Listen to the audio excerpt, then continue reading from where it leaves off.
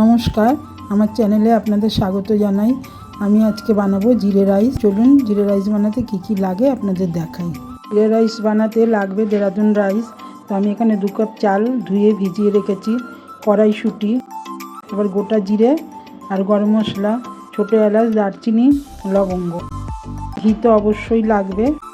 কড়াই আমি সাদা তেল আর ঘি দুটো মিশিয়ে দিচ্ছি।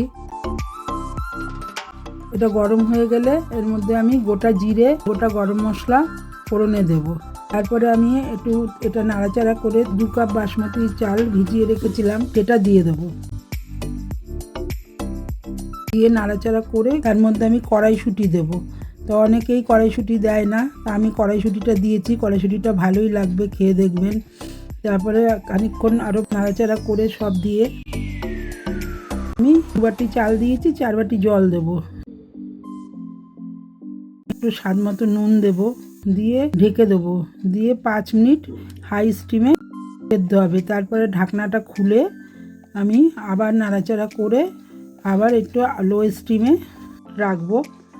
তো 10 মিনিট রাখার পর ঢাকনা খুললে হয়ে যাবে জিরা রাইস রেডি।